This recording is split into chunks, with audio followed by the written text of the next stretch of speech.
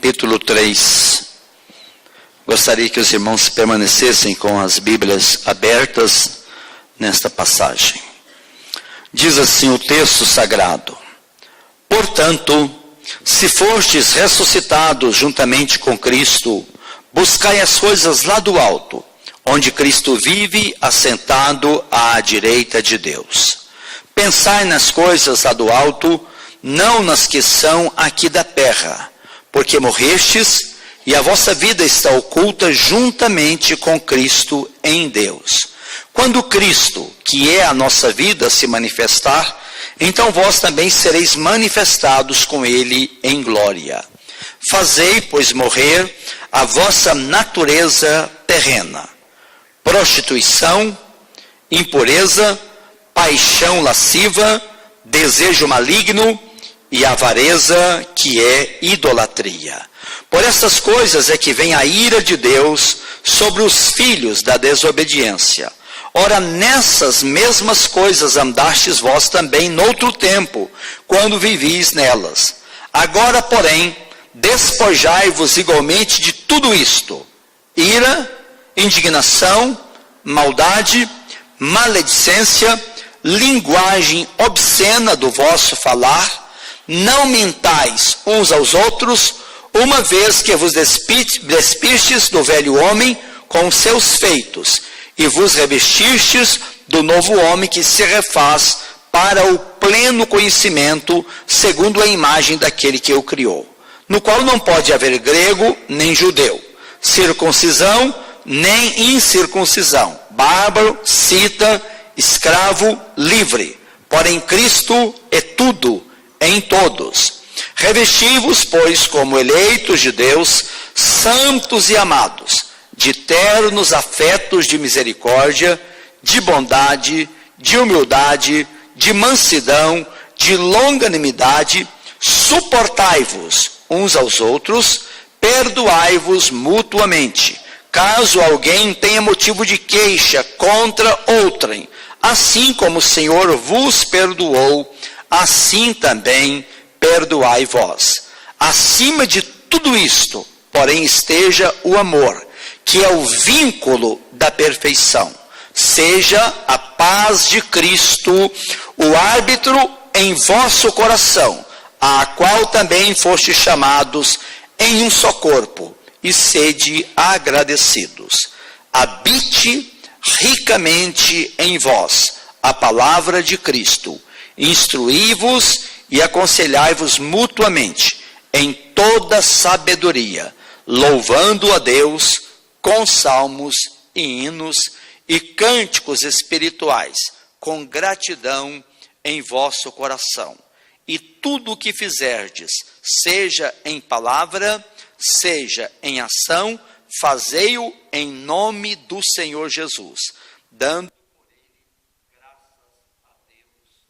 Amém. Que Deus abençoe a sua gloriosa palavra nos nossos corações.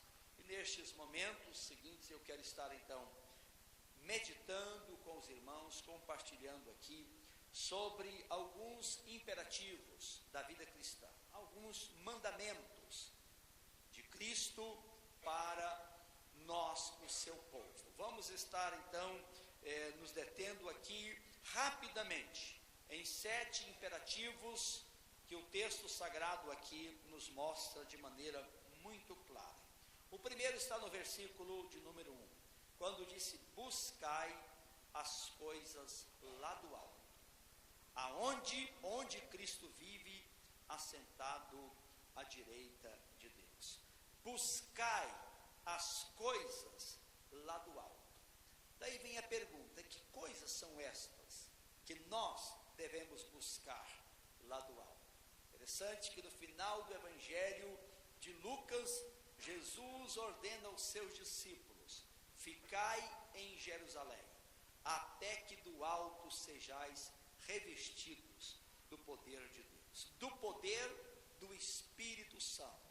Em Atos 1:8 ele disse: mas recebereis poder ao descer sobre vós o Espírito Santo, e sereis minhas testemunhas. E os discípulos, diz Atos 2, estavam reunidos no mesmo lugar. De repente eles ouviram o som como fosse de um vento impetuoso, e língua como de fogo pousou uma sobre a cabeça de cada um daqueles discípulos, e eles ficaram cheios do Espírito Santo e passaram a falar em outras línguas, conforme o Espírito Santo lhes concedia que falasse. Buscai as coisas lá do alto. Nós precisamos buscar a graça de Deus, o poder de Deus, a unção de Deus, do Espírito Santo, que vem lá do alto, revestindo as nossas vidas de graça, de poder, de unção, de todas aquelas maravilhas que o Espírito Santo produz nas nossas vidas. É isso que nós devemos buscar lá do alto, o poder de Deus, o poder do Espírito Santo para as nossas vidas, a graça de Deus sobre as nossas vidas. Buscai as coisas lá do alto, o Espírito de Deus, com tudo aquilo que o Espírito Santo traz, porque o fruto do Espírito, disse Paulo, é amor, é alegria, é a paz, é a longanimidade, a benignidade, a bondade, a fidelidade, a mansidão, o domínio próprio. Todas essas virtudes maravilhosas, elas vêm lá do alto como resultado desta bênção preciosa do Espírito Santo sobre as nossas vidas. Nos dias de lá, quando estava havendo uma restauração na nação de Israel, e depois de um período de reconstrução do templo, reconstrução dos muros, mas o povo ainda estava pesaroso, então eles queriam jejuar, mas o servo de Deus Neemias disse: não, esse não é um dia de jejuar, é um dia de nós comermos, de nos festejarmos, nos congratularmos na presença do Senhor, pois ele diz: pois a alegria do Senhor é a nossa força, a alegria de Deus que vem lá do alto, quando enche o nosso coração, então nós somos fortalecidos por esse poder maravilhoso do Senhor. Esse é o primeiro imperativo: buscai as coisas lá do alto. E às vezes nós nos envolvemos tanto com as coisas desta vida, que esquecemos de buscar a graça de Deus, o poder de Deus, as bênçãos de Deus, que vem do alto, a sabedoria de Deus, por exemplo. A sabedoria humana, diz a Bíblia, ela é terrena, ela é cheia de egoísmo, de vaidade, de orgulho, mas a sabedoria que vem lá do alto, disse Tiago, é uma sabedoria pura, é uma sabedoria tratável, é uma sabedoria cheia de misericórdia, e nós temos que buscar esta sabedoria que vem lá do alto, que vem de Deus. Estava dizendo para alguém, não sei, ainda acho que ontem, tem tanta gente nesse mundo que tem muito conhecimento, mas não tem sabedoria. Eu tenho aprendido muito com um senhor que trabalha conosco lá no Projeto Integral de Vida, Provida, o senhor Severino. Eu não sei o grau de instrução que ele tem, talvez não passa da 4ª série primária, mas aquele homem tem tanta sabedoria, é uma coisa impressionante. E eu tenho convivido às vezes com pessoas que têm tanto conhecimento, têm uma boa formação acadêmica, gente que já fez um curso de 3º grau, já fez mestrado, já fez doutorado, já fez pós-doutorado, mas quando a gente conversa com essas pessoas, a gente vê uma falta de sabedoria enorme na vida da pessoa. Mas nós temos que buscar esse poder que vem lá do alto, buscar essa sabedoria que vem lá do alto, buscar as coisas lá do alto, as coisas que são lá de cima para a nossa vida. Nós precisamos do amor de Deus na nossa vida, nós precisamos da unção de Deus nas nossas vidas, nós precisamos da sabedoria de Deus na nossa vida, nós precisamos dessas bênçãos que vêm de cima, vem de Deus para a nossa vida. Daí Tiago diz: se alguém tem falta de sabedoria, peça para quem? Peça para Deus, porque Deus dá. Se alguém precisa tomar direção, decisões na vida e não sabe como tomar, busca de Deus, e Deus vai dar a sabedoria na tomada de decisões. Nós precisamos buscar essas bênçãos lá do alto para as nossas vidas. Esse é o primeiro imperativo precioso desse texto: buscai as coisas lá do alto, aonde Cristo está. Mas não aonde Cristo está, aonde Cristo vive, diz o texto sagrado, assentado à direita de Deus. Que maravilha saber que o nosso Senhor, aquele Jesus maravilhoso, que foi crucificado no Monte Caveira, foi sepultado no túmulo de José de Arimateia, mas que ressuscitou ao terceiro dia, ascendeu-se aos céus e está sentado à destra, à direita de Deus Pai Todo-Poderoso, aleluia, de onde virá para nos buscar e estarmos para sempre com o Senhor. O segundo imperativo está no versículo 2: pensai nas coisas lá do alto.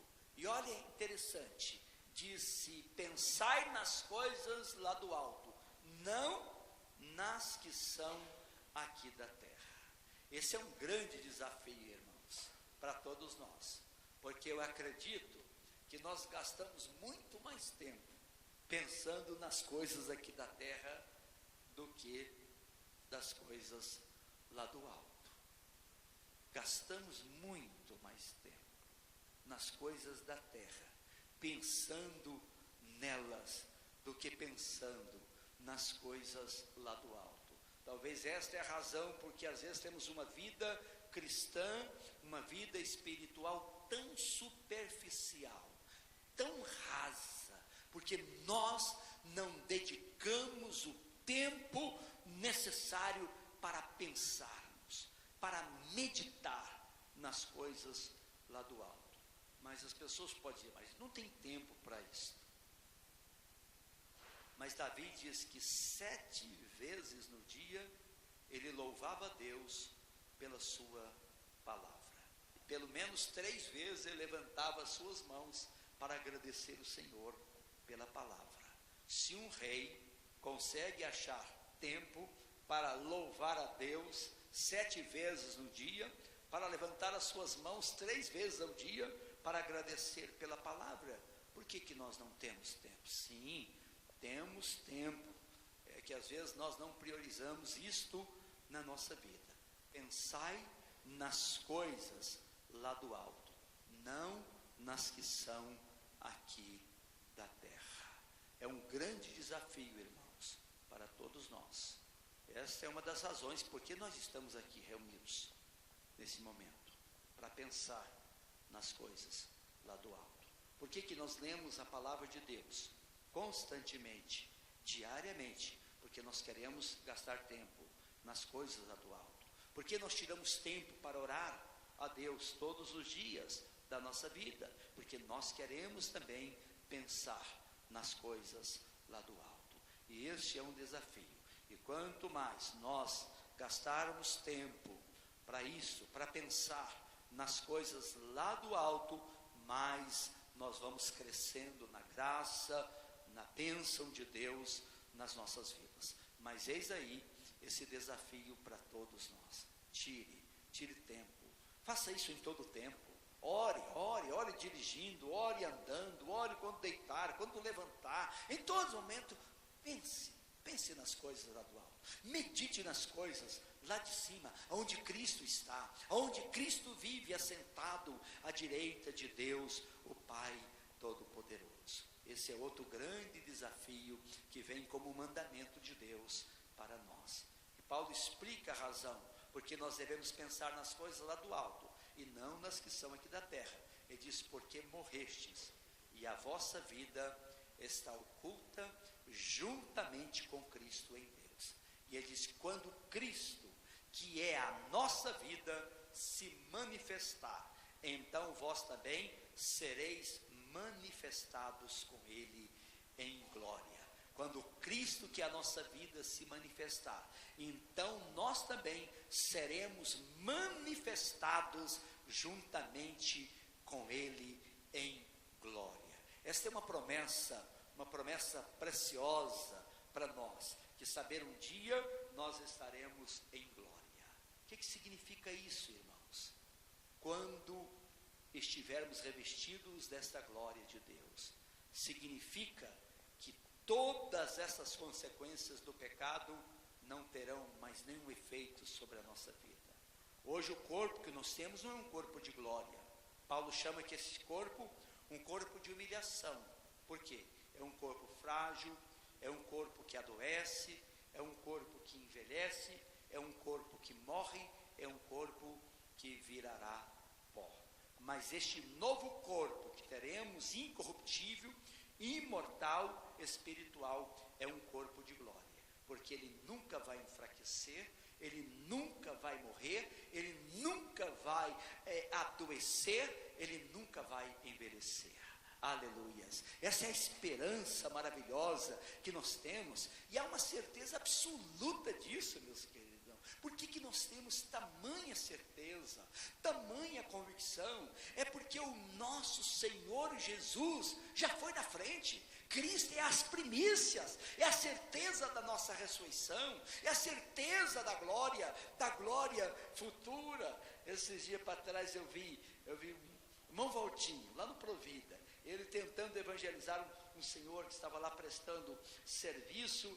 Daí aquele senhor disse para o Valtinho assim: mas isso aqui ninguém sabe o que acontece depois da morte, se realmente há ressurreição, se há vida após a morte. E ele disse: e se eu me envolver com isso e eu perder o meu tempo? Tem hora que ele dá vontade de entrar na conversa dos outros, mas eu não senti liberdade para isso, e deixei o Valtinho com ele até sair de perto lá. Mas, meus queridos irmãos, esse é um grande equívoco. Ninguém nunca morreu e voltou para contar. Jesus morreu, Jesus desceu ao inferno, Jesus desceu ao Sheol, ao Hades, aonde estavam todos os espíritos de todas as pessoas que morreram antes de Cristo. Pedro diz que todos aqueles que morreram antes do dilúvio estavam lá onde Jesus Cristo foi. Abraão estava lá, Moisés estava lá, Isaac estava lá, Jacó estava lá, todos os patriarcas estavam lá, Davi estava lá, todos que morreram sem Cristo estavam também no Sheol ou no Hades, e Cristo foi lá e tirou todos os espíritos do justo e levou para os céus, diz a Escritura Sagrada, levando o cativeiro, e proclamou a sua vitória, e pegou a chave do Hades, do inferno, da morte, e disse: eu tenho poder, autoridade sobre a morte, por isso eu vou sair deste lugar, vou voltar à terra, vou proclamar aos meus discípulos para anunciar o evangelho a todas as criaturas, e depois subirei para o meu Pai. E ele fez isso, meus queridos irmãos, ressuscitou, ficou 40 dias aqui depois de ressuscitado, dando instruções para os seus discípulos, e depois subiu aos céus, à vista de mais ou menos 500 irmãos, que viu Jesus subindo às alturas. Então alguém tem autoridade para falar sobre a morte. Eu não tenho muita autoridade para falar acerca da morte, eu não tenho experiência da morte, porque nunca morri, mas teve um que morreu, mas ressuscitou, e está vivo pelos séculos dos séculos. Amém, louvado seja Deus. Aleluias ao Senhor. Ele tem esse poder, esta autoridade. Então nós temos certeza absoluta sobre isto, meus queridos. Daí vem o terceiro imperativo aqui da vida cristã: fazei, pois, morrer a vossa natureza terrena. Que maravilha saber que hoje nós não temos apenas uma natureza terrena, nós temos também uma natureza divina, porque quando cremos em Cristo Jesus, o Espírito Santo vem habitar no nosso coração, e agora nós não temos apenas a natureza chamada adâmica, mas nós temos a natureza de Cristo Jesus em nós, e pelo poder do Espírito Santo, nós podemos fazer morrer esta velha natureza. E aqui Paulo apresenta, meus queridos irmãos, essas obras dessa natureza terrena. Quais são elas? Fazei, pois, morrer a vossa natureza terrena. Ele começa com essa palavra que é traduzida aqui por prostituição, mas a palavra grega talvez melhor para isso, a palavra porneia. Fazei, pois, morrer a natureza terrena. Primeiro, imoralidade na vida sexual. Depois, impureza, a catarsia, a sujeira espiritual. Depois, a paixão lasciva, desejo maligno, e a avareza, que é idolatria. E diz que por essas coisas vem a ira de Deus sobre os filhos da desobediência. Fazei, pois, morrer a vossa natureza terrena, e as obras dessa natureza terrena. Agora vem mais uma pergunta: como eu posso fazer ou matar essa natureza terrena? Só tem uma maneira: não alimente essa velha natureza, alimente a nova natureza que você tem, a natureza divina. Já vi tanta gente contar essa ilustração, mas a primeira vez que eu ouvi ou li foi no livro de Billy Graham, ele contando como nós podemos fazer morrer essa natureza terrena e alimentar. Ele conta a história de um homem que tinha 2 cachorros muito grandes, um cachorro assim meio amarelado e um cachorro preto, e ele levava aqueles cachorros numa grande feira para lutar todos os domingos, e ele apostava, fazia aposta num dos 2 cachorros, e sempre aquele cachorro que ele apostava ganhava. Se ele queria que o cachorro amarelo ganhasse, então ele apostava no amarelo. Quando ele apostava no preto, o preto ganhava. E alguém disse: qual o segredo? Qual o segredo? Porque sempre que você aposta, ganha e o outro perde. Ele diz: é tão simples. Quando eu quero que o cachorro amarelo ganhe a briga, então eu alimento bem aquele cachorro amarelo e deixo o preto sem comer. Quando eu quero que o preto ganhe a briga, eu alimento o preto e deixo o amarelo sem alimentar. Meus queridos irmãos, e assim, se nós alimentarmos a natureza terrena com aquilo que é contrário à vontade de Deus, com a imoralidade, com a lascívia, com a idolatria, com a feitiçaria, com a inimizade, ela vai vencer. Mas se eu não alimento essa natureza terrena e alimento a natureza divina, buscando as coisas lá do alto, então eu terei a vitória espiritual sobre a minha vida. Fazei, pois, morrer a vossa natureza terrena. Não alimente essa natureza terrena. Não gaste tempo alimentando essa natureza terrena, mas gaste tempo buscando as coisas lá do alto, pensando nas coisas lá do alto e alimentando essa natureza divina, para que você possa andar no Espírito e ter esta vida vitoriosa pelo poder do Espírito Santo de Deus. Fazei, pois, morrer a vossa natureza terrena. E outro imperativo, o 4º imperativo do texto aqui está no versículo 8. Agora, porém, despojai-vos. Despojai-vos. Todos estes imperativos em português e também no grego estão na segunda pessoa do plural, certo? Significa que é para todas as pessoas. É muito importante quando a gente está lendo um texto da Escritura, qualquer texto, a gente analisar os verbos, não é verdade? E a gente aprendeu desde cedo que verbo tem modo, verbo tem tempo, verbo tem voz, verbo tem pessoa. O modo aqui de todos esses verbos que estamos analisando é o modo imperativo. Nós sabemos que esse modo expressa uma ordem, um mandamento. O tempo destes verbos que estamos, quase todos eles, estão no tempo presente, chamado no grego de presente contínuo. Então, dando uma ideia que deve ser uma coisa diária nas nossas vidas. A voz destes verbos, quase todos eles estão na voz ativa. É eu que devo fazer isso. É eu que devo buscar as coisas lá do alto. Na voz ativa o sujeito pratica ação. Na passiva ele sofre ação. Então eu devo buscar as coisas lá do alto. Eu que devo pensar nas coisas. Deus não vai pensar por mim. Ninguém vai pensar por mim. É eu que devo fazer morrer essa natureza terrena. Somos nós que devemos despojar-nos então igualmente de tudo isso, conforme diz o texto sagrado. Despojai-vos vós, isto é, igualmente de tudo isto. Daí vem as coisas que devemos despojar: ira, indignação, maldade, maledicência, linguagem obscena do vosso falar, nada de palavra torpe, de palavra suja, uma boca santa para a glória de Deus, nada de mentira, não mentais uns aos outros, porque nós já nos despimos daquele velho homem com os seus feitos, e já nos revestimos do novo homem, que se refaz, diz o texto, para o pleno conhecimento, segundo a imagem daquele que o criou. E agora, meus queridos irmãos, vem mais um imperativo no versículo 12. Agora a gente passa para uma parte bem positiva. revesti-vos como eleitos de Deus. O verso 8 diz para a gente despojar, tirar essa roupagem de ira, de indignação, de maledicência, de linguagem obscena, de mentira, de engano, mas agora diz: revesti-vos, pois, como eleitos de Deus, santos e amados, de ternos afetos, de misericórdia, de bondade, de humildade, de mansidão e de longanimidade. Olha que coisa preciosa.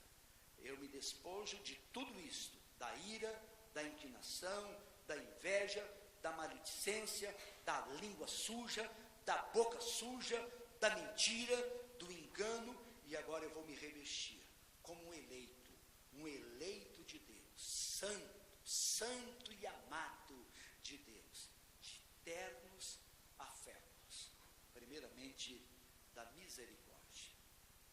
Bem-aventurados os misericordiosos, porque alcançarão a misericórdia. De bondade, de humildade, de mansidão e de longanimidade. E agora vem mais outro imperativo, aqui o sexto imperativo, no versículo 13. Suportai-vos uns aos outros. Suportai-vos uns aos outros. Perdoai-vos mutuamente, caso alguém tenha motivo de queixa contra outrem. Assim como o Senhor vos perdoou, assim também perdoai vós. Meus queridos irmãos, este versículo merece uma reflexão profunda. Perdoar como Cristo nos perdoou. Cristo nos perdoou pagando o preço lá na cruz da nossa desobediência, dos nossos pecados.